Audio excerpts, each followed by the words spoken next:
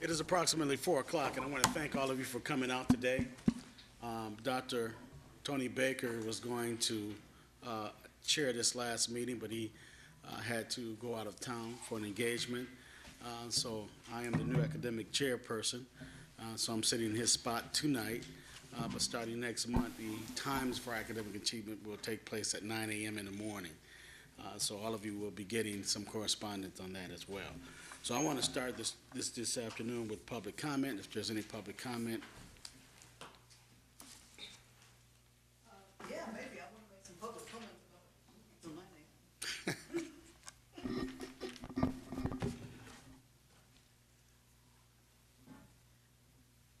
Hello, Hi there. I'm Louise Wilson, and sometimes I'm on the Instructional Council report out, and sometimes I come to Academic Achievement. I try and come every month, and if you're going to hold us at 9 a.m., well, I guess it means you won't hear from me, which might be a good thing, but it does also cause a problem if you have teachers reporting out from Instructional Council, because they are actually quite busy at 9 a.m. So I just thought I would give you that feedback. Thank you. Mrs. Wilson, I would really appreciate it if you can find some way to make it at 9 o'clock. I can't. I mean, I'm teaching. We already have. I mean, one of the things I talked about here last month was the acute subs shortage here. Is that you can't get subs for a half day. So it really is, it's cutting teachers out, and it is in fact why Mr. Baker, Professor whatever he is, he's got some title, Dr. Baker said that, you know, he would move it till the afternoon so that teachers could come. And I understand that it's like, you know, it's like pulling teeth, but I have made an effort because he said that he was making an effort. So it's a little disconcerting to me that we're going back to something where teachers are not able to be involved. So I just thought I'd give you the feedback. Thank you very much. Thank you. While you're there, you might as well stay there for. No, I don't report for Instructional Council at the moment. That's possibly you? Yes, possibly Okay. Cindy. Okay, Cindy Cindy. Peck. Thank you. I'll try and be quiet. No problem.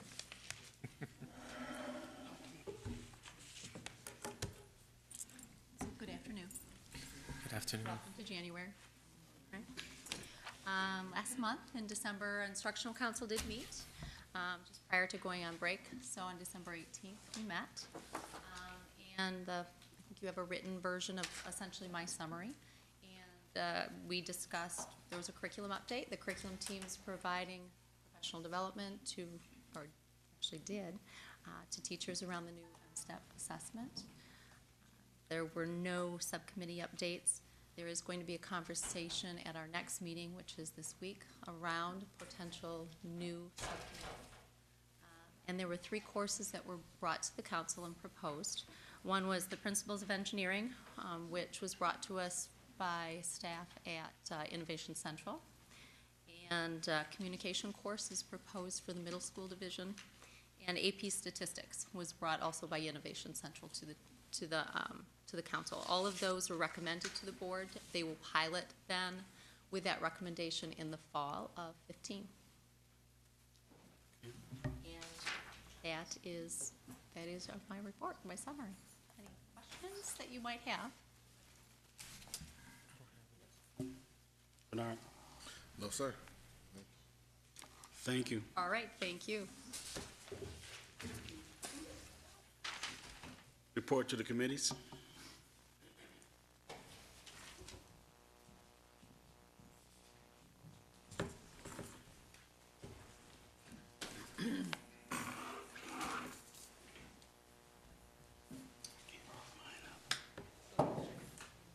So good afternoon, Pastor Moody and Vice President Slade, members of the board.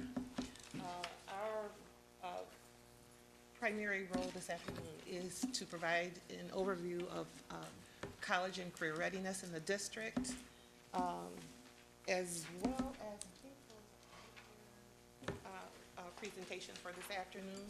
And the people that I have behind me are all here to support us in meeting that goal and outcome. So at this time, I'm going to ask the curriculum supervisors to come forward. They are responsible for the first portion of this presentation, and then we will going back to our seats, and our executive directors will support us.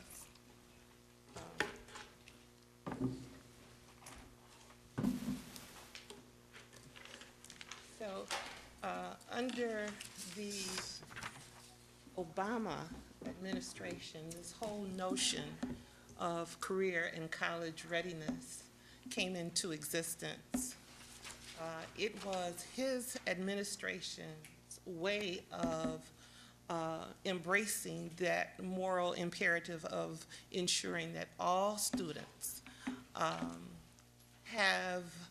prepared to assume roles and productive roles in our communities and on their jobs as a result of the time that they have spent in our schools.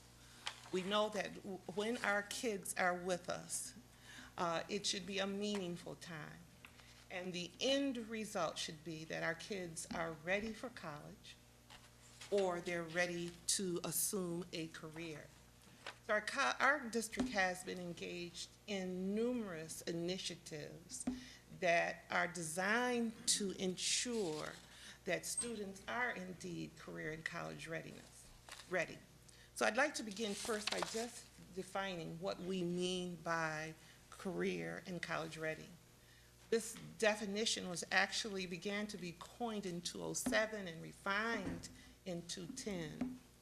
And I won't read all of it for you, but the key emphasis is around the first sentence.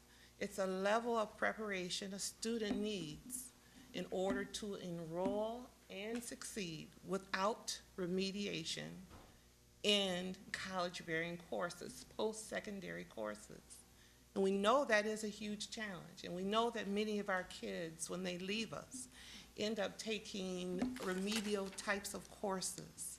We're saying that when we have done our job, and we've done our job well, our kids will be ready to assume a position in post-secondary schools, and the remediation won't be necessary.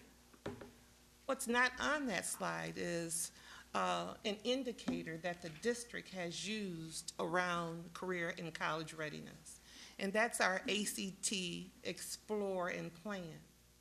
According to ACT, ACT has set benchmarks that says if a child meets those benchmarks, and they range from a score of 18 through 22 in the core content areas, that there is a 50 to 75% chance that they will receive a B or C in a college-bearing course, in a credit-bearing course at the college level. So we've used that as our marker in the district as well. And Mr. Gorman and his team has done a nice job of putting these measures in starting at 8th grade and moving forward. But our goal is to ensure that kids can enter into college and that they don't have to engage in the remediation. There are 4 key areas around college and career readiness. And I'm going to focus our attention on the circle in the middle of that slide. Yes. So do you have data on the ACT, Explore, and Plan in terms of what our students are doing in particular schools, or no? We have, and I think that's an upcoming presentation for the board. Don't want to steal Mr. Gorman's thunder, but I do want to mention that we were recently noted, I think, in MLive, that Grand Rapids was one of the top performing districts in terms of closing the achievement gap. City is one of our top schools in terms of actually meeting or exceeding benchmark. But we have been making significant gains over the past 3 to 5 years, and I think that is an upcoming presentation that is coming to the board. Okay. There are 4 key areas that we like to note when we're conversing or thinking about career and college readiness. One domain or one area would be the cognitive strategies that students need. And the emphasis is on strategies. It's around problem solving, it's around interpretation, it's around being precise, it's about using multiple entry points into a problem. The next key area is around knowledge or the content knowledge. Having sufficient background knowledge or knowledge about a discipline that enables a student to engage successfully in their courses. So it's a prerequisite. It's the working knowledge that our kids need upon entry into college if they are going to be successful. The third area is around transition knowledge. And we often find that knowledge and skills that kids who are first time or first generation college-bound students, they often lack this knowledge. Even if they gain the requisite knowledge and cognitive skills or content knowledge, their knowledge around how to transition is sometimes limited. And transition points, whether it is a transition from middle school to high school or elementary to middle, sometimes are tricky for our kids. Things like, how much does it really cost to go to college? What must my score be? What are the classes that I must take in order to be prepared for college or university? Those are the transition knowledge, kinds of skills and knowledge that we sometimes take for granted, but are absolutely necessary. Later on, you'll hear from our counseling team who will begin to share with you some of the strategies that we have been using. If you all have completed a form for financial aid recently, it's not a cakewalk. It's difficult. If it's something that you have not engaged in, even some of our most apt students are challenged with completing all of that information. And then the last one has to do, and I kind of teased Mr. Gorman, has to do with effort-based, our philosophy around effort.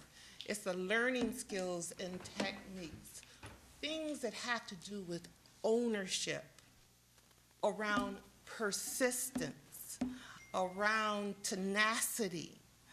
All of us that have gone through college or university understand that even if you have the best scores upon entry, you will be challenged, and you must be tenacious. You must have a mindset that says, I will learn from my failures, I'll learn from my errors, I will persist in order to complete my course of studies. I think it is one of the key learnings that our students gain from their experiences in college. So those are the 4 areas or domains that this presentation will focus on: cognitive strategies through our curriculum staff and their work, content knowledge, transition knowledge and skills through our counseling department, and then the learning skills that Mr. Gorman will speak to. And then later on, he'll talk about do's and don'ts of getting ready. And finally, for me, I wanted to note that our college and career readiness efforts are embedded in our academic plan. When over 2 years ago, when the plan was first developed, we identified 4 learner outcomes that we believe effectively provide the foundation for ensuring that our kids are successful and they are career and college ready. The first one, learner outcome 1 and 4 have been our areas of focus. The focus is around complex text and our ability to read increasingly complex text.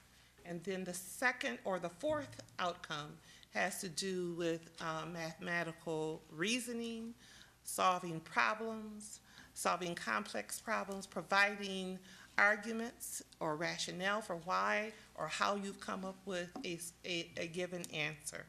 So those are it is reflected. I just wanted to note that the work of college and career readiness is indeed aligned and a part of the work that's being implemented through our academic plan.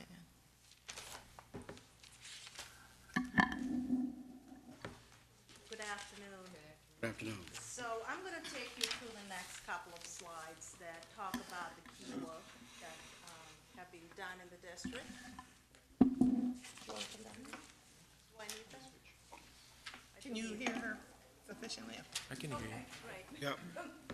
All right, so one of the things that we've done looking at the K-12 alignment and looking at the scope and sequence of skills, the literacy skills that, the students need to build on from kindergarten all the way up to 12th grade. Looking at that, from K through 5, one of the things that we did was we created the standard-based report cards that actually spell out the skills by grade level. So it's the literacy and content skills that students require to master by the end of that grade level. And so that was a way that we could also communicate with the parents, where your child is at and what you can work on with the student. One of the other things that we've been working on is the professional development opportunity for teachers in the GRPS way of instruction. So looking at the college and career readiness, we looked at K-12 and we said, okay, so K2, if you look at 5 elements of reading, K2 we focused on learning to read. So we focused on phonemic awareness, phonics, and fluency. 3-5, we focused on comprehension and vocabulary. And then 6 through 12, we focused on those reading strategies, the before, during, and after. That would help our students, going back to that learner outcome number 1, being able to read and comprehend complex texts. Another key work that we've done as a curriculum team is work on documents that would help our teachers unpacking those standards, looking at those learning targets that are embedded within the Common Core State Standards, aligning our curriculum to make sure that the tasks, the assessments, reflect the Common Core State Standards, so that we don't only have a written rigorous curriculum, but it's also a assessed curriculum. So going on further, we also have worked on an approach to advanced placement classes. Good afternoon. My name is Mulonge Kalundula. And in looking at our ongoing work with AP for the advanced placement courses to the College Board, we were very intentional about how do we prepare our students for the next level. So the goal of the system, or our goal as a district, has been to provide access to our students, so equity in access. Again, sometimes people think AP as being the elite or only for the rich kids or whoever, but our goal is to provide access to all our students. So if you are GRPS students, you have access to high rigorous college courses that you can get credit for both high school and college while you're in high school. We're trying to take away the barriers. So, for example, there may be some perceived barriers in the about AP. As a curriculum team, as a department, as the team for academics, we look for ways to remove the barriers for our students. So, what might be in the way of getting in an AP course? Is that it's not offered in your school, or is that the idea that the kids have to sit down for the test? So, how do we take out the barriers for the kids to have access to the courses and succeed in them? As well as, sometimes we think, the courses are limited to a certain population or pedigree of students, but our goal is to provide access that reflects our diversity. So our AP course is diverse to reflect our population within our school district. It's very important within our goal of getting there. And Can I we know from research. ask a question? Yes, sir. So what's the reality now? I know that that's where we want to go, but the reality of AP courses being offered is what? So I mean, right now, the actual, our current experience is that we have students, our courses are diverse, students are being recruited and placed and helped to choose AP as an option. But sometimes students don't know that AP is an option for them, so we are building systems in place to look at the pre-AP and the vertical alignment within our system. So students who are in middle school can think about, can I take AP courses while I'm in high school? We are building that bridge for them through courses they take that are rigorous, they have the foundations for AP success within our systems.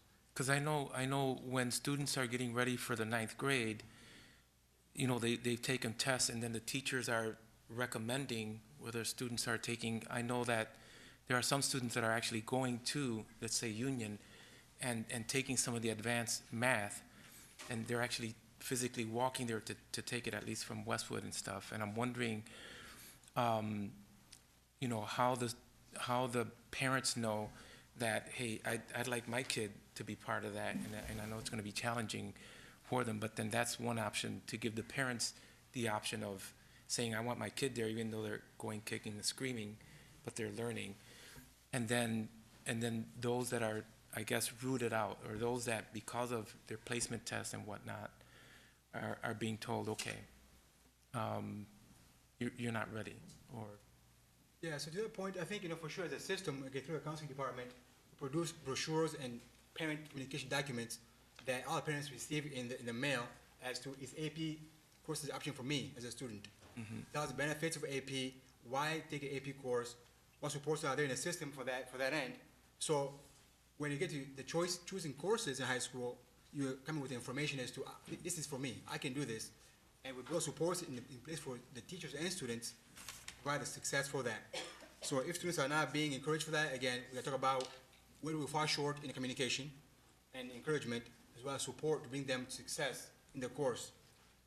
Looking at the research, it says that if a student takes an AP course, a robust chance of persistence in college. We know that. So that even just taking the course itself increases persistence. If they take the AP course and take the test, either they don't pass the test at all, but just taking the test itself, again, the more robust chance. And then if they actually take the course, pass the test, and get college credit, is the most robust chance for success in college and career. So our goal is to increase that complexity and the success for students. Now, we don't have exact numbers on it now, but we did, when we did a kind of a cursory look at our data, we see the numbers increasing, but there are some distinct challenges with getting our kids enrolled in AP courses that we're very much aware of, and part of it had to do with having teachers to teach the courses, that type of thing, budget to get them sufficiently trained. The budget piece, we believe, has been addressed. We've moved to a 4-day training period over the summer, and then there is an additional training. The supervisors are meeting with the teachers who are teaching AP. We're trying to come up with a common syllabus in most of our courses because there was some unevenness in the syllabus. So we've been trying to encourage teachers to, even though they own them, to come together and come up with a common syllabus. We now vet the courses to ensure that there is alignment to the state standards and that is the minimal expectation. We have put in 8th grade advanced math and advanced ELA courses so that they're not just all of a sudden confronted with AP option, but there has been some prerequisite kinds of work that is leading up to being prepared for AP. But even with all of that, we still find ourselves sort of challenged. And part of the work that we've been doing with Sharon Pitts is to put together a comprehensive plan.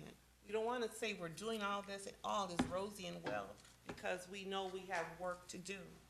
But we are putting together more and more strategies to ensure, and one of the big pieces is early hiring. That is huge for us to have the ability to hire some of our finest teachers early on so that we don't find ourselves unable to deliver when kids are requesting those courses. And that's For- been a struggle. So as the advancement of AP takes place, and I know the counselors are going to be involved along with teachers, will teachers be able to sort out a child and say, I think this kid is ready for advancement, and will that go to the counselor, and then the counselor takes it from there? Teachers do have a voice, but the AP philosophy is that if a child really believes that they can survive in an AP course and they are willing to put in the work, we encourage them. That's the philosophy of AP, and I know that goes against the beliefs of many folks. But when a child believes that they are willing, if they're willing to put in the work and they believe that they're able, and they're sitting down with a counselor and they're going, and I'm sure they'll speak to that more, they're going through the counseling around that, we don't say that you just cannot take that course. We try to honor that because that is a foundational belief that goes along with AP. Another question I have is how friendly is the scheduling system to accommodating AP? So a student wants to take AP and then it doesn't fit, and so therefore, even though they want it, it may not, or is that something that you all align seamlessly, or is that a difficulty where you see students? That has not been brought to my attention, the scheduling piece. I would say that AP is a priority in our school district, so it's something that would be scheduled first. Okay.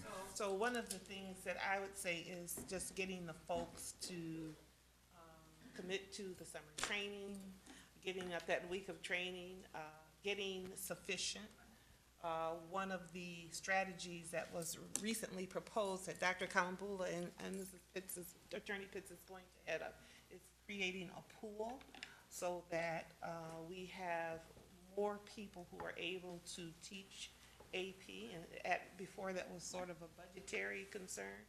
We now have a budget that we can put or we can devote toward training of our teachers, because it does require the training, because it is a rigorous course, and what we believe while we believe there is value in just taking the course, our goal, because of the value and the quality, the support it brings to transition, is to have kids pass those courses and have college credit.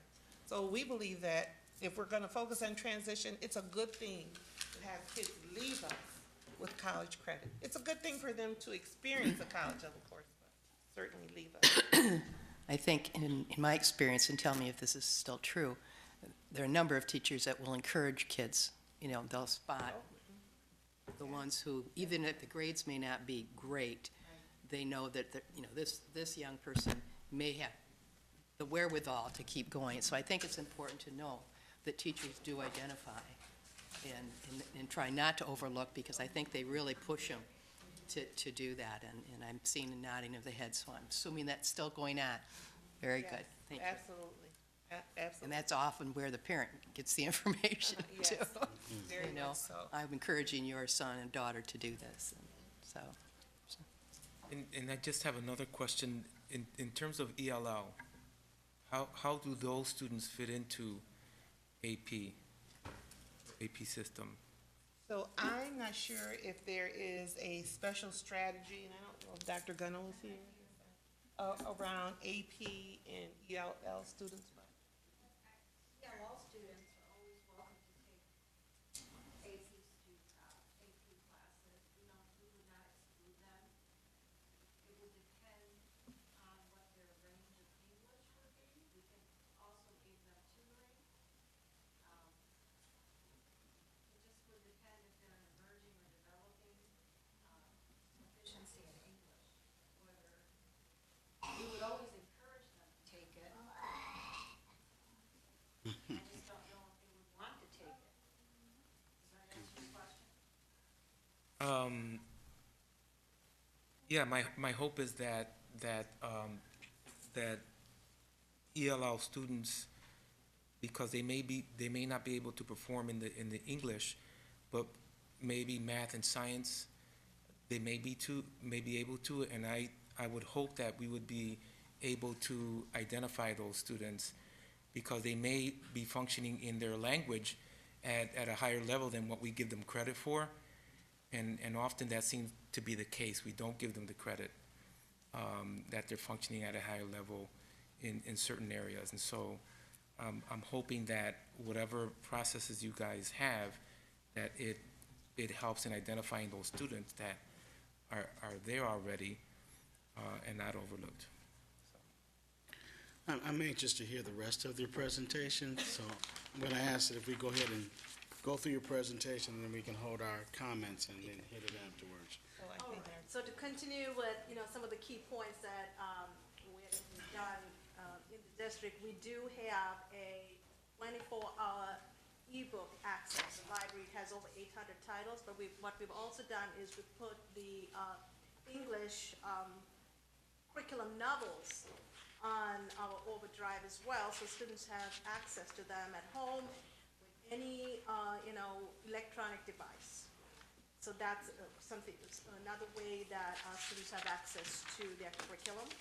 We've also designed common assessments that assess those standards, but also mirror the question stems that our students might see on our state summative assessments, so that, they actually become familiar with the way, that they'll be assessed and with the standards. Looking at the K-5, we did a reconstruction of the instructional framework. Our K through 2 have 140 minutes of ELA, and our 3 through 5 have 120 minutes. And the way that instructional framework has been designed, we have a comprehension segment of time, we have a writing segment of time, and then for K through 2, we also have a foundational segment of time, which is about 30 minutes a day, where they actually have explicit instruction on those foundational skills. But we've also built in a skill-based instructional time every day into this K-5 framework, where, you're having the small group setting. It's a practice. It's where the teacher may have access to a small group while another group is practicing some skills that they need. And this is built into the instructional framework every day to kind of close those gaps. We also have a rigorous curriculum, and this also provides us opportunities. Like I said, it's filled with informational text as well as literary text. They have a balance of both. It has different lexile levels, so our students are able to read at their proximal zone, but also be exposed to higher level text. Good afternoon. Good afternoon. I'm Amy Powney. I'm going to speak to you about the math. The college and career ready definition is supported by the Common Core state standards, which are now obviously adopted by Michigan as our state standards. And in the realm of mathematics, the definition to be college and career ready involves being able to communicate, collaborate, problem solve, and using mathematical ways of thinking in real life situations. So there's an emphasis on communication and reasoning. There's an emphasis on always having things that are based in reality, real life situations. And so in order to do that, our curriculum at all levels, over the years of implementing Common Core, we have been implementing the use of task-based lessons, which are founded in real life situations and scenarios that offer opportunities for students to work collaboratively, take time to explore, do some of the mathematical struggle and share their thoughts and reasoning. And the emphasis and the support for teachers with professional development has been around those kinds of habits of mind, which with the Common Core, we know that in mathematics, there is not only the content standards, but the mathematical practices, which I would refer to as the habits of mind. So ways of thinking, and it gets back to those key cognitive strategies and learning skills that Mrs. Evans was talking about in that original framework. It's meant to put an emphasis on, can I communicate my reasoning? Can I think about other people's reasoning and make connections to that mathematically? and being able to communicate that verbally and written as well. So the experiences that have been embedded in our curriculum over the last several years of implementing this have increased the use of those task-based lessons or investigative approaches and professional development around that as well, to have teachers be more familiar with that. Another thing that we've done is the instructional block of time was increased to 90 minutes for elementary K-5, so that it could support that balance of having the time to deepen conceptual understanding, and then also give an allotment of time for the fluency piece and procedural development of students, and also allow for teachers to do intervention time and differentiation with students, not only in the core lesson, but to help support those skills that they still need work on. So it's increased that kind of time there. And again, the professional development that we've done this year around the GRPS way for instruction that Roseanne mentioned earlier was around our learner outcomes, which again support the college and career ready standards. And we began with reading and comprehending complex text and making connections to that for teachers to understand how that also applies to mathematics, the need for the ability to read and understand complex mathematical text, which is different. It takes a different approach than you would with a standard literature piece. Even standard science and social studies math text is different than math text is. So those are some of the supports that we've been putting in place to support college and career readiness with mathematics. And some of the resources that we've pulled just to share with you in those K-5 units that were developed and rolled out new last year in our content areas. We've pulled some of those things from the Oakland ISD, their task-based lessons, Georgia, which many of the districts across the county are using task-based lessons from the Georgia's Department of Ed materials. Those have been included, and we've done work around that with teachers to help understand how to implement, and we've also had some units from the Institute for Learning, IFL, that are task-based as well. Just a note, however, we know that our primary resource, which is our everyday math, is the 2004 edition and is not meeting the needs of the alignment to the Common Core, and so that's a process that's beginning to we're looking at a more up-to-date primary resource to use along with those task-based lessons, because it's not really where that piece of it isn't where it needs to be. So we'll be getting a recommendation. Down the road, the process is just beginning. Hello, everyone. I'm Jonathan Harper. I'm going to speak about science. Similar to what Amy just mentioned regarding concepts, processes, and skills, we've really worked to make sure that our curriculum offers students opportunities to work around concepts, processes, and skills based on real-world scenarios with scientific concepts. Creativity, problem-solving, critical thinking are critical throughout the K-12 curriculum. Some of the things that I want to really highlight are we're very fortunate this year recently to have built a very strong partnership, new partnership with the West Michigan Environmental Action Council, groundswell out of GVSU, and then the Michigan Department of Environmental Quality.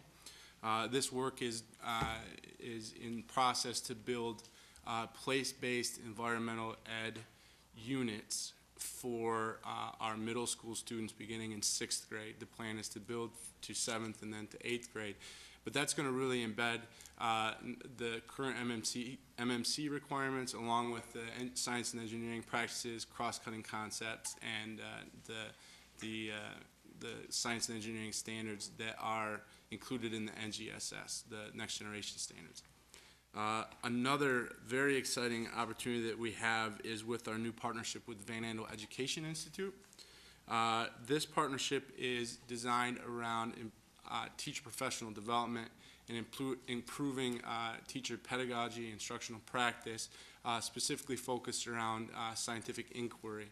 Van Andel Education Institute and the team there has developed a model which they call their Community of Practice model, or CUPO, which is a cyclical model supporting the transformation and of lessons and instructional practices, That combined with what they call the socially and language-rich environment that we hope to build, as well as habits of mind and critical thinking, are what all of our teachers, grades 6 through 12, have begun to engage in professional development, so they can take those transformations back to their classrooms with their transform lessons for opportunities for their students.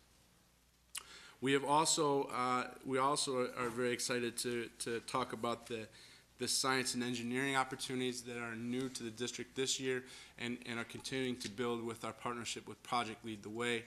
Initially, these opportunities have begun at Innovation Central High School, and as Cindy mentioned earlier in the instructional council presentation, there's an initial course that's in the works this year that students are engaged in, and then there's a new course coming out around principles of engineering that again is the expansion of the Project Lead the Way. So we continue to have opportunities for science and engineering. To build on that, so we're talking about social studies. Again, for sure, it's the content that is heavy in reading and writing. So again, social studies is about literacy, and if students know to read and complex text, again, they have success in tackling the college and career as our goal is as a system.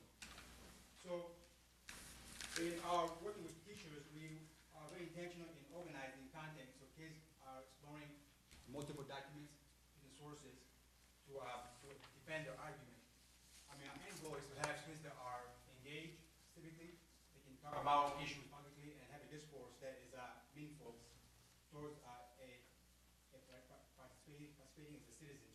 So, for example, to prepare our kids for college readiness, we partner with places like Grand Valley Public Museum downtown, to our new Public Museum School, to look at our work with the J.R. Ford Presidential Library and our museum, so the kids go out there and actually engage with documents as historians and researchers, and a very rich experience for our students in that. They are given chances in class really to explore different documents, different sources. So for example, they may study numerical population density and look at what do people live in our city and why do they live there, and think about what issues are there so we can go out to address those real world problems in our classes as a way to participate as citizens.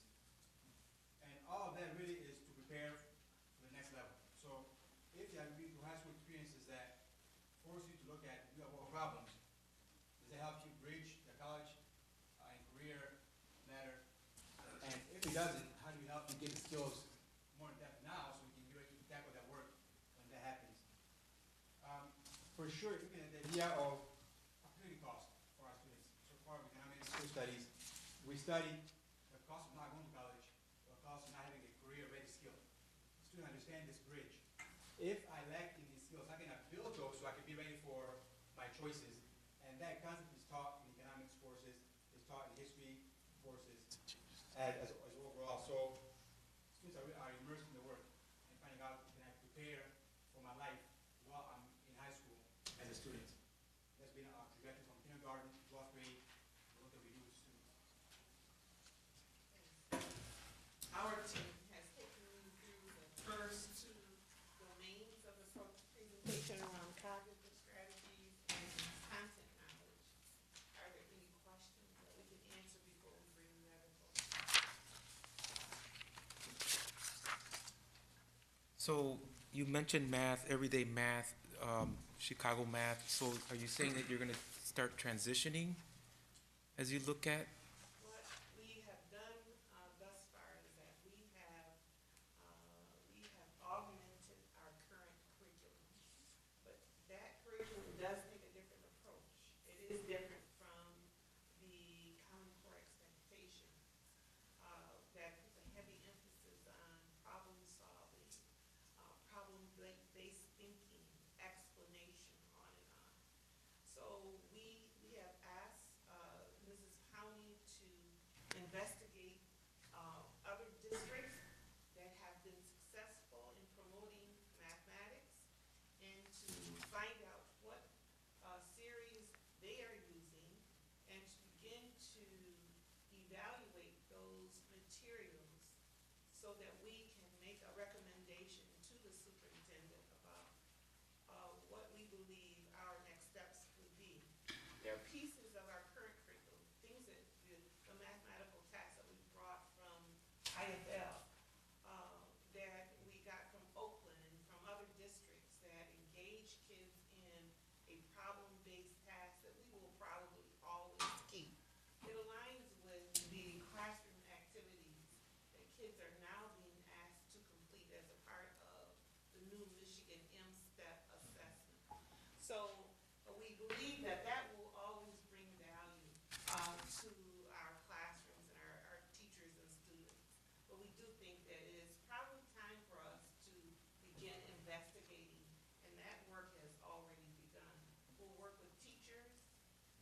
sure that we get their input. We'll work with principals to get their input, and then we will use the best information that we have from other districts and on to make a recommendation. I'd like to note that we talked about replacing everyday math when we first adopted Common Core, and we're kind of glad that we did, and we waited for things to settle. Many publishers, and I hope this doesn't sound like a thing, made very minor kinds of adjustments in the materials, and now you're seeing materials come out that seem to support our rate of reading.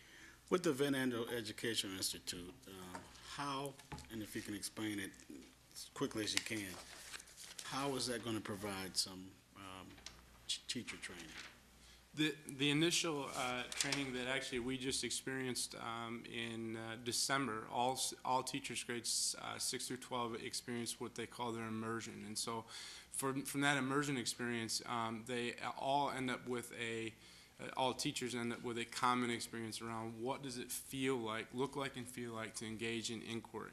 There's different levels of inquiry. So as an example, the teachers would engage in what's called a structured inquiry, and then they did a guided inquiry, and then an open inquiry. And then within those processes, they actually would take a step back after engaging in the experience and talk about what are the similarities and differences, and what are the structures that would need to be in place in a classroom in order to make those things happen. The next step is when we return in February, the next step is that they actually they reflect on their immersion process and then begin the process of what's called lesson transformation. And so they would take a current lesson that they're working in their classroom. It's not really changing curriculum per se, but it's looking at how does a teacher deliver a lesson in a way that's going to provide opportunities, intentional opportunities for students to engage in inquiry. It also helps them develop a systematic approach to teaching the skills that allow students to engage in inquiry, because it's not something that you can't just throw an open inquiry into a classroom without having essentially trained the teacher and the students to do so. In a nutshell, that's the process. These are science teachers? Yes. And families of schools, yes.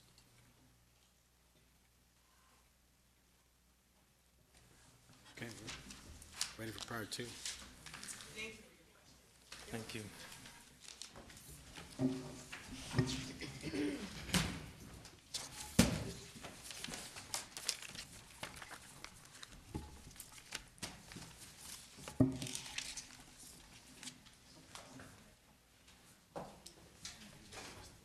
afternoon, this is part two.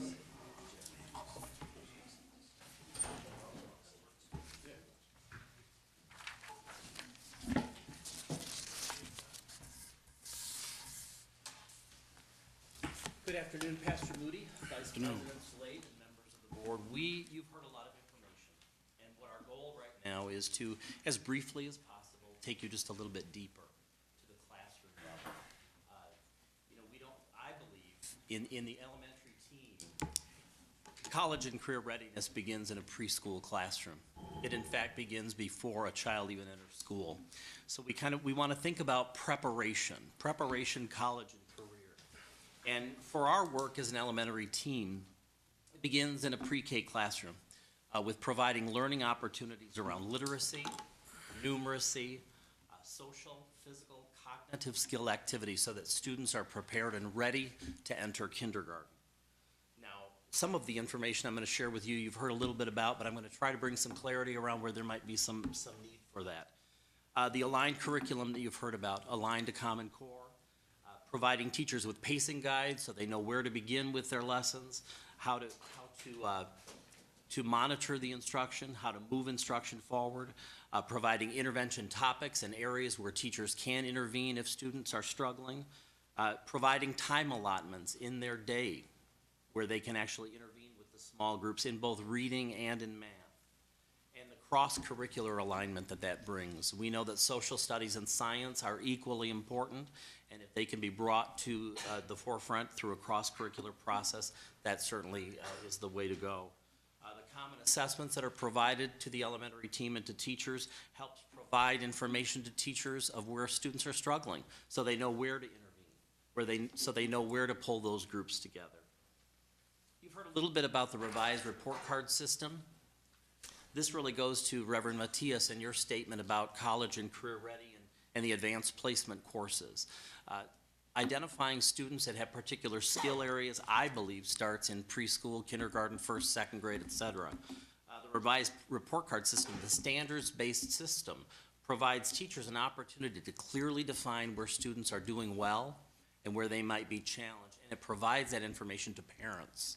So as a parent, if I see my student is really doing well mathematically, then I know I can focus on that and encourage that and be thinking about that as we move forward in their school, and advanced placement can be part of that conversation. It provides principals a way to ensure the curriculum is in fact being taught. So that's a monitoring piece. And then, as I said, it's the communication tool to parents.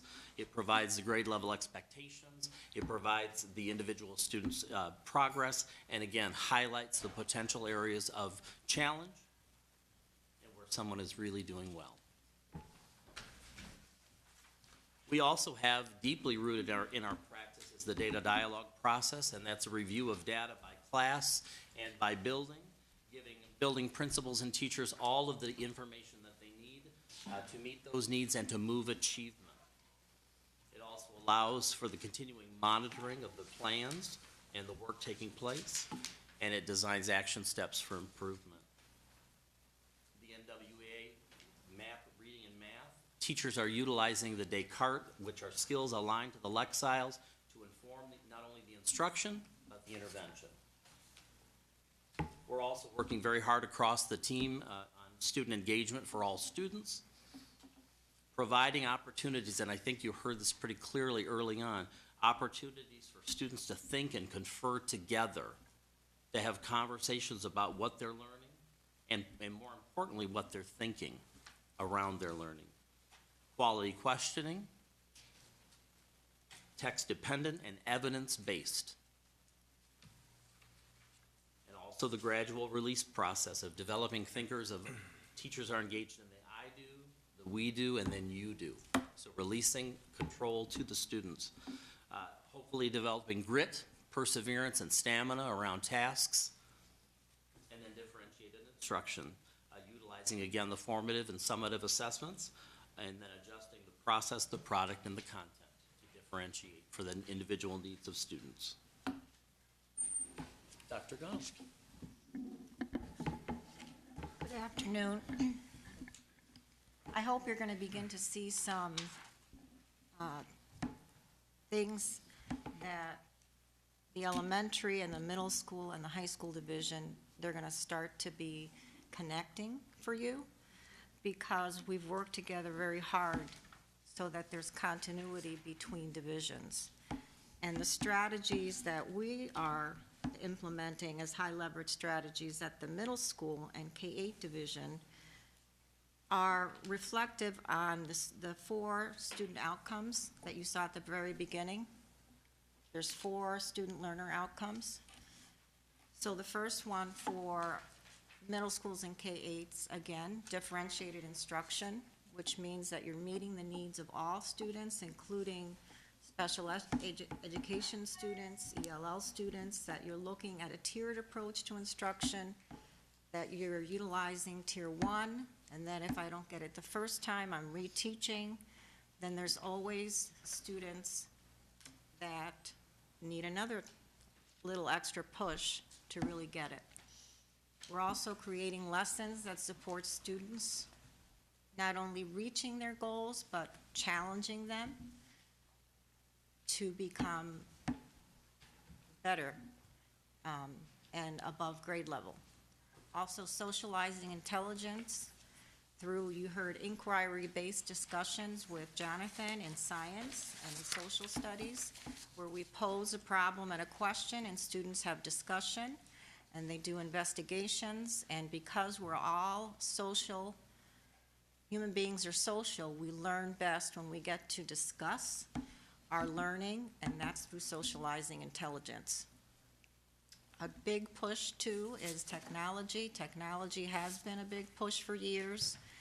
We need more computers to put in front of students for them to be able to develop their skills with technology.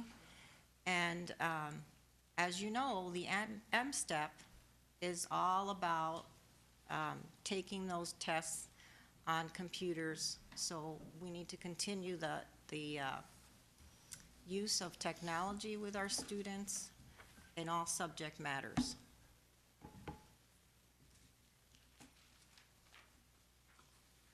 We also need to and are teaching academic vocabulary daily and explicitly. That's good for all students, especially students, as you brought up before, ELL students, students that come to us with another language as their first language. We're also facilitating discussions with quality questioning and discussion, not centered around lower level questions, but more rigorous content and higher level questioning. Teachers are designing and delivering high quality close and critical reading sessions. Close and critical is a strategy to get at students to be able to read better and comprehend the subject matter better at higher levels. We utilize across the board SIOP instruction. We have had continual training within the last 3 to 4 years on SIOP. We have different SIOP training sessions for teachers, and we also offer coaching throughout the district. Students are also having daily lesson planning, daily practice of math fluency, because that's important for higher math classes. Like, we want students in 8th grade to take algebra, but that if they don't have the foundations, they won't be able to do well. So the fluency piece is very important. And lastly, it is critical to provide timely feedback to students so that they know how they're doing and how to become better students. Okay, so we'll go right into the high school piece, and the first piece connected to high school is really focusing on intangible skills. By the time you get to high school, you have to learn how to navigate systems, and we know that students' high school grades are better predictors of college success than any standardized test score. So ensuring that our students have academic grit, and what academic grit is the passion and perseverance to complete long-term goals. And they also need to have a growth mindset. So we are always reinforcing that you need to have that grit, you need to have that passion. But with the growth mindset, it's when you fail, and we all know that failing is part of the process. What do you do when you fail? Do you throw in the towel, or do you look at failure as an opportunity for reflection? So really ensuring that we're teaching students that it's okay to fail, but reflecting and rebounding when we have those failures in our studies, because we all fail from time to time. A second high leverage strategy, you've heard it from me before. We have for the time being, for about a month or so, EPASS, the Educational Planning and Assessment System, and also MAP, Measures of Academic Progress. Both of these data sources, as well as other data sources, are used to identify skills gaps our students have, and then addressing those skills gaps accordingly. In the high school level, there's also a focus on specific vocabulary instruction. Not so much Tier 1 vocabulary instruction, which is table, girl, boy, etc., but really on those Tier 2 words, those words that can be used across all curricula. So a strong focus on Tier 2 vocabulary instruction. Additionally, ensuring that we are equipping the students with the writing skills they need to be successful. Not so much narrative writing skills, but the expository writing skills. Those that include persuasive writing and argumentative writing. We use in our high schools ACT's college readiness rubric, so we know that we are using the same rubric that all schools in the state of Michigan are using right now to ensure that our students are writing at a college level. Next up, also connected to our Attack the Gaps strategies, devoting a portion of each class period to student skills deficiencies. I've said it before, if you are sitting in an Algebra 2 class and you lack the requisite skills, maybe general math skills, pre-algebra skills, we need to carve out a portion of those classes to address those skills on which students are struggling. Teaching Algebra 2 alone to a student who has not grasped pre-algebra or general mathematics concepts will get that student even further behind. So really carving out a portion of time to addressing those areas.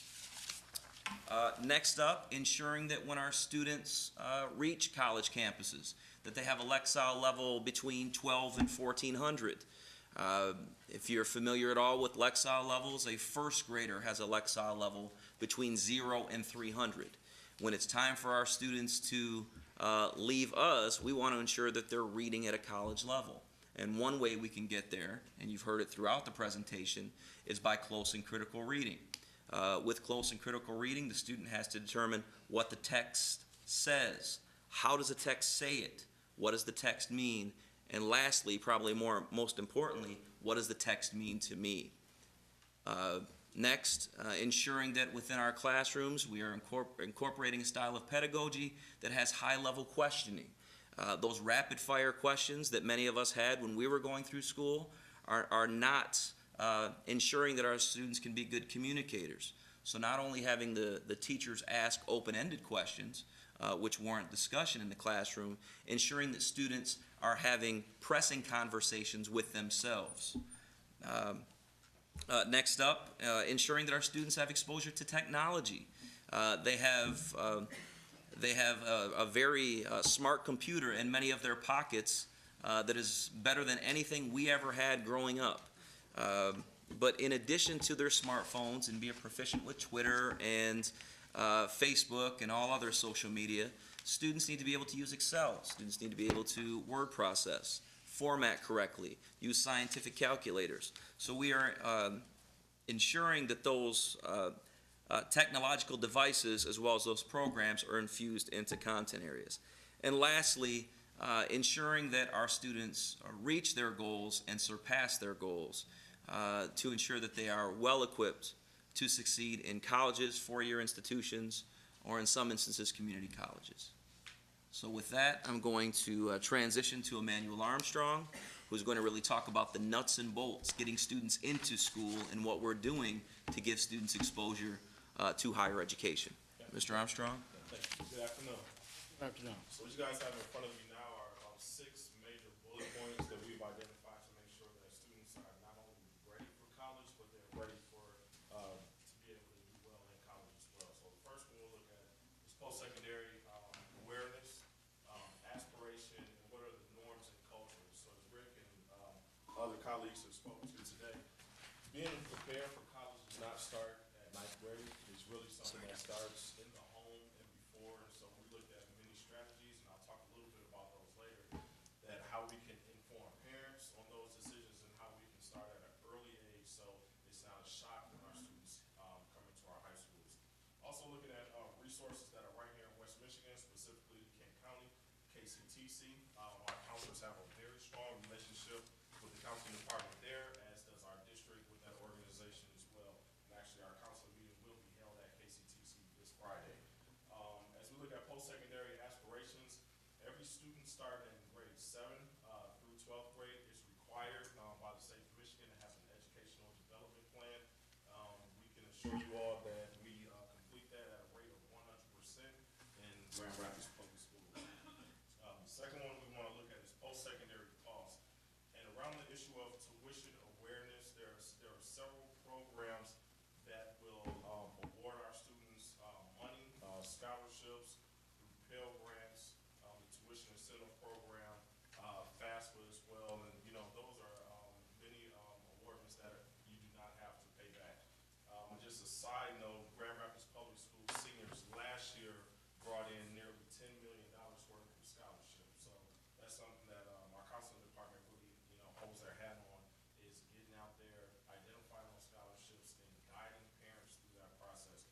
Because it is a financial decision that the parents are involved with as well. Matriculation, as we look at matriculation, we understand that it's not good enough to make sure that students receive that GPA and that ACT score, which will allow them to enter high school. And there are many people around the table right now that are focusing on students persisting through college and receiving higher level degrees as well.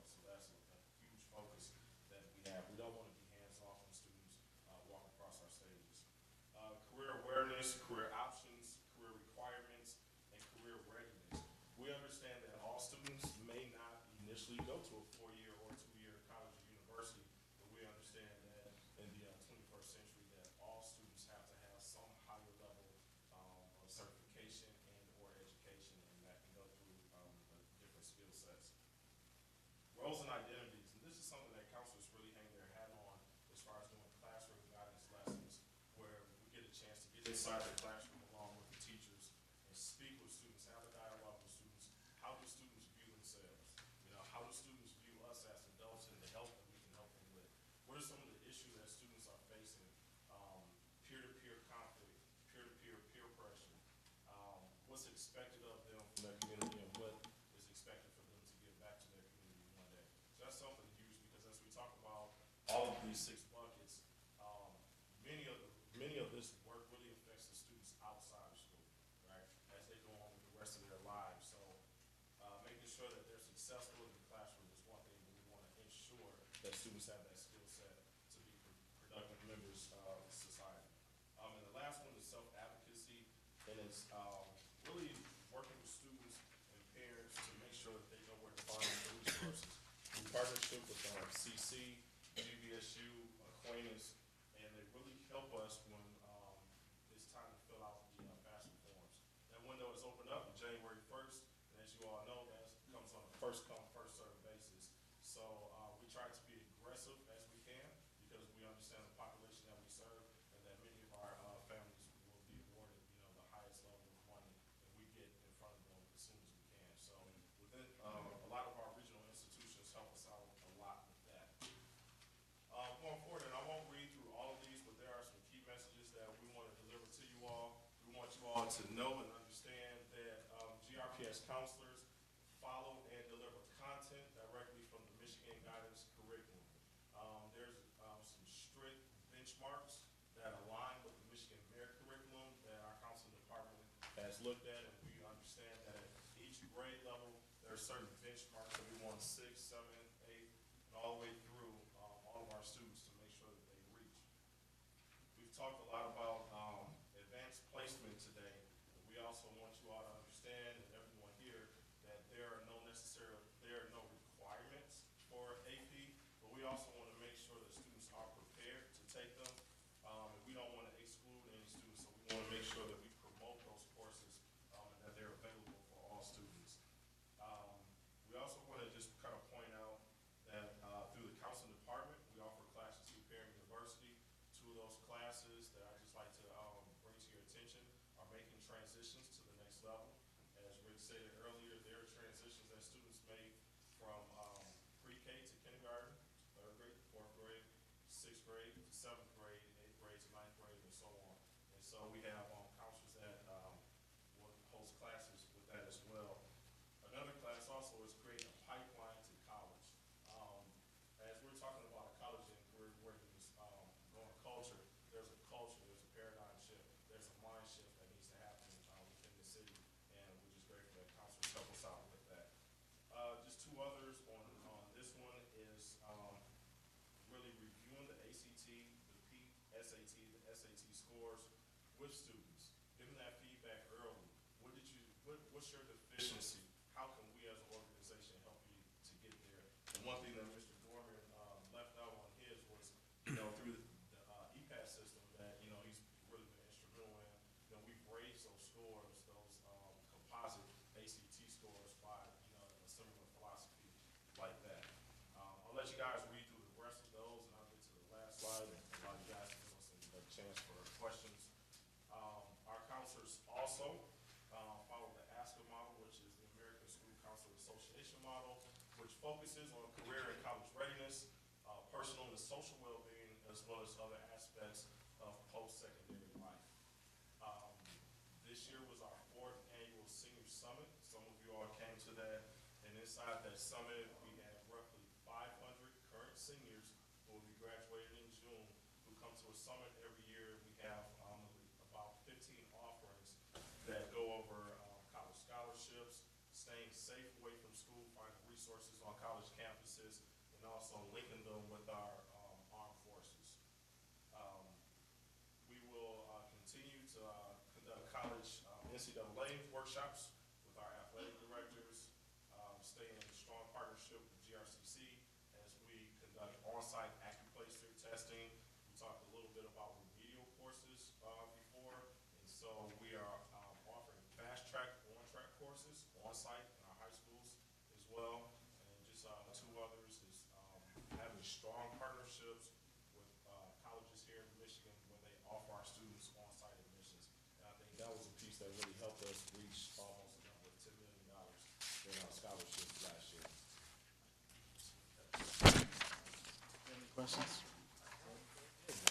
Yeah, I do have a couple questions. Dr. Gunnar, when you talked about providing feedback to students that's timely and focused on criteria, I don't know if I want an example per se, but I guess I'm just trying to get some understanding of what that looks like, maybe at the classroom level. So an example might be there would be a rubric for a writing activity, and according to the rubric, the teacher would give the student the feedback. They would give the rubric back to the student with the paper and say, this is how you scored because this is how you wrote, and these might be the next steps for you. And obviously, I guess at the building level, how that's monitored, that instructors are indeed giving that timely feedback. That's obviously, I guess, a building leadership thing and working with his or her staff to make sure that's being done. Mr. Gorman, you talked about a portion of each class period being used to address the college and career readiness skills deficiencies. I guess I don't know if it's really a question you can answer, but the first thing that came to mind with the example was, how do we balance an Algebra 2 class actually being an Algebra 2 class and not obviously Absolutely. having it? You know, I think that it's a little bit of a dilemma, but our number one priority is to teach the curriculum and to ensure that the classes that are actually on students' transcripts are actual classes.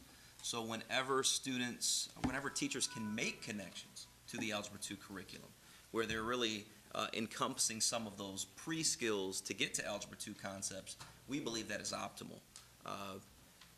I do not want, and our principals do not want, and I'm sure that our Mrs. Evans and our superintendent, we do not want to have an Algebra 2 class that is a pre-algebra class.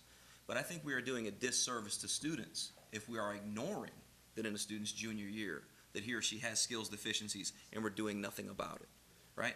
We could also have in an Algebra 2 class, based on our EPAS data, students who are ahead of the actual Algebra 2 curriculum, right? So it's students who are on maybe at the low end with some single-digit ACT scores, students who are close to college readiness, and students who are already college ready. So it's a portion of the class period. Principals need to ensure that this happens, that it's not the entire class, that it's a portion, because ultimately we are held responsible to ensure that we're teaching the Michigan Merit curriculum and not remedial classes at the high school level. And that requires principal supervision. EPAS, can you educate me a little bit more on that? Educational Planning and Assessment System, Explore Plan, and ACT. So in most instances, 8th graders take an Explore test, 9th graders may take an Explore test as well, 10th graders take a plan, 11th graders take an ACT. Yeah, for me, I just didn't know the EPAS. Yeah, most people think it stands for Explore Plan and ACT, but it's Educational Planning and Assessment System. Okay, and I guess a final, question of sorts. Obviously, a lot of good things going on and sort of, I guess, even well-laid plans. I guess the climate and culture piece to make sure that we're obviously in a position to do these things. I mean, that's a very broad question, so I guess I just throw it out there for commentary from whomever. Yeah, I got, not necessarily a pointed question, I guess to put it simply, I guess there's no secret that as a classroom teacher, I may really look to be engaged in exercise quality questioning and things of that nature, but I got JoJo over here and Umo over there, making that problematic for me to do that. So I guess I'm just wondering in general, what are your thoughts on setting the climate and culture to make sure that the things we have in place here we can actually do? First of all, I was going to say that we totally agree with you. There was a time that we probably said that good instruction will fix it all. So it's very difficult to drop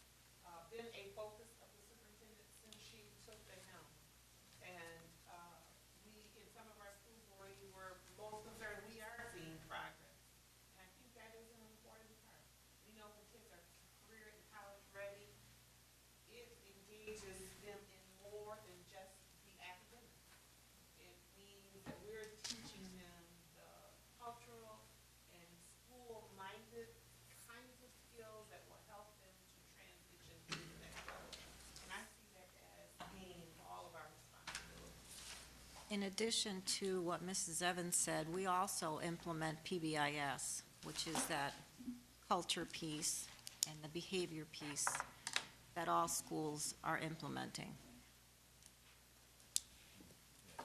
You know, I couldn't agree with you more. That is obviously every adult's in the city responsibility. Kind of made me think that maybe we need to almost have a marketing campaign to get adults around the city to get on board with that mindset. I mean, it is truly, you know, everyone's responsibility. Okay. Thank you, though. Reverend Matias? Yeah, I think, I know in talking to a lot of parents, they definitely want timeliness and understanding where their child is at, either in a particular class, so that they themselves can intervene or figure out what do I do, what resources are available to me, both in school and out of school. And I think that's one of the probably biggest complaints that I see, is that a lot of parents feel like I'm hearing this too late, or wow, this is really down the line. Many of our kids do not communicate well with their parents. And in fact, if information does go with them home, it doesn't get home.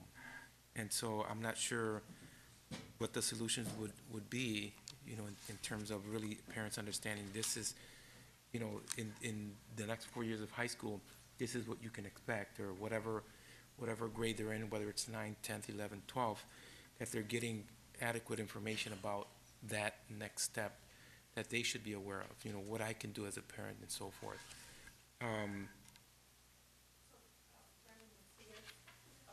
One of the things that I'm excited about is our new online, our new management system, that in, even our parents, our parents can get online to find out where kids are functioning.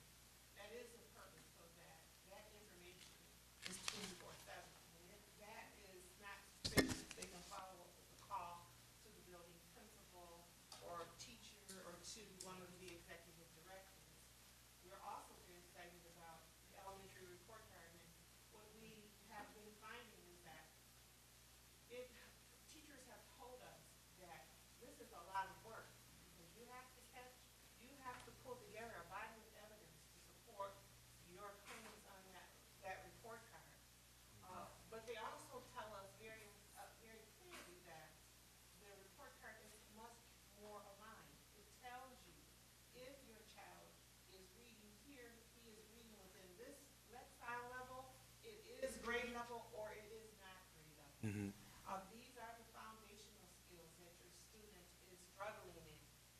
It is a shift for the system, but it begins, we were sure to put it there because it not only gives feedback to the system, but it gives feedback to the parents. Would it? Curriculum specialists have put online parent materials, and if you saw the information that, it not only parent materials, but what kids should know by grade level. If you saw the communication that went out from John Helmholtz regarding MSTEP, it also has included information or links that would link our parents to activities and information that they can also use for preparing for MSTEP. Not perfect. I agree with you. When we have the strongest parent and school relationship, that's when we're working impactfully. And there is always room. If we had 90% of our parents that were strongly engaged, I would still say there's room for improvement, because it does take a village. Thank you. I was just gonna, anyway, we could see, not today necessarily, but example of that elementary report card piece, it sounds pretty interesting. Did receive We that, did? so Okay, Yes, and parents. it's very good. we did. No, we got it here. Oh, I wasn't on this. That's right. But you may want to bring it back. Yeah, because it's really good. But a lot of work. I mean, it's a lot of work for a The teacher. teachers. It's a lot of work for teachers, and we hear that. Our teachers tell us that. And you know what? I'm a physician. I believe them. And that's fine. I don't, it's not a complaint, it's just that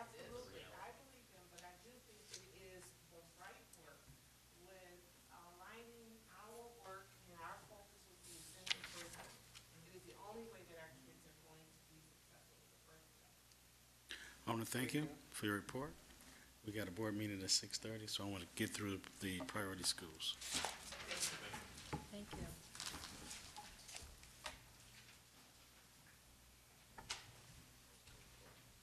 Yes, very good.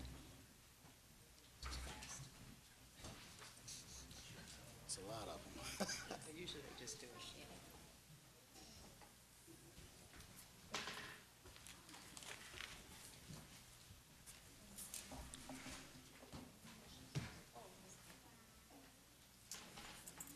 Good afternoon. Good afternoon. Afternoon. Again. I'm here to update you briefly around the second quarterly priority and focus school reports that you received.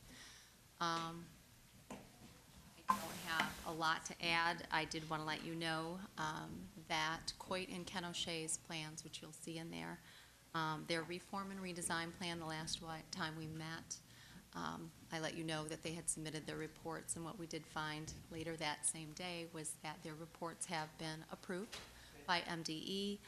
There is a contingency on that, and that is that they do have to complete a signature page, which will involve the president of the board signing off and the superintendent and other individuals. And then also an agreement with the GREA will have to be signed, that they essentially support the work that has been developed in the building. We have, I believe I reported this last time, but just to reiterate, all schools have received one MDE monitoring visit thus far.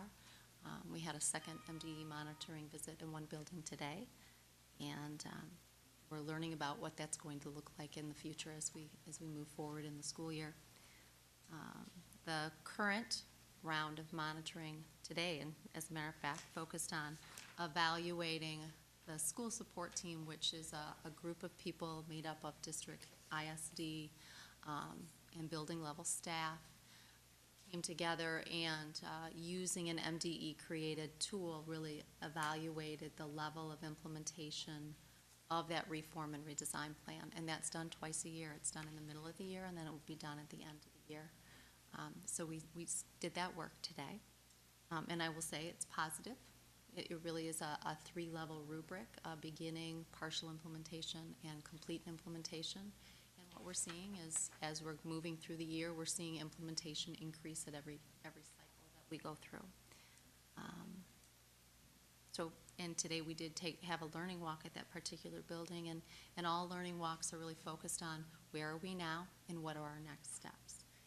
So those cycles are continuing in our buildings. And did you have any questions about the reports that you received? Stand out? Particular issues? There are always implementation themes that stand out, whether it's and then how can we develop supports.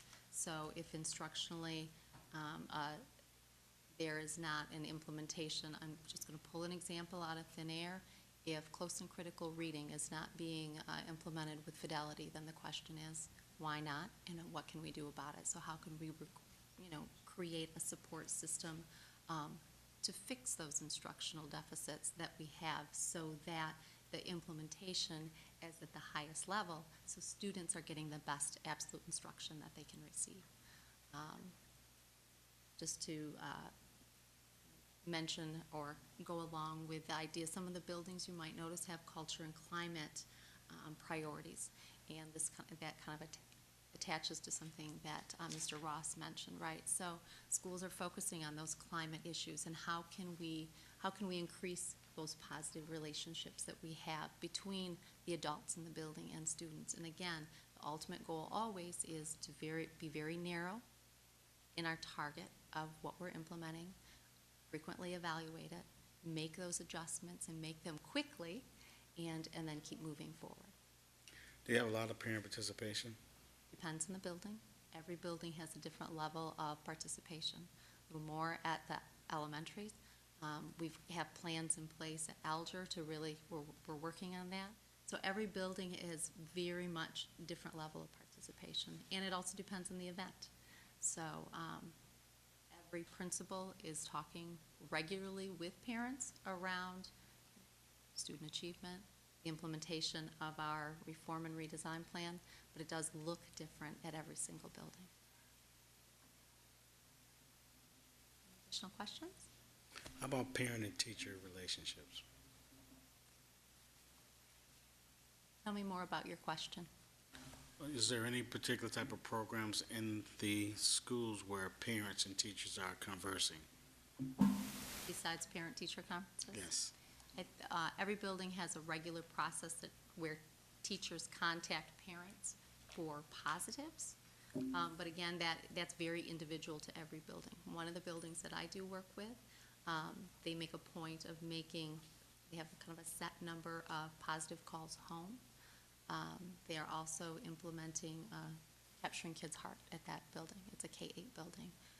And so they have some additional social contract in the classroom with students. So they have some additional things that they're doing to address climate issues that go above and beyond our PBIS implementation.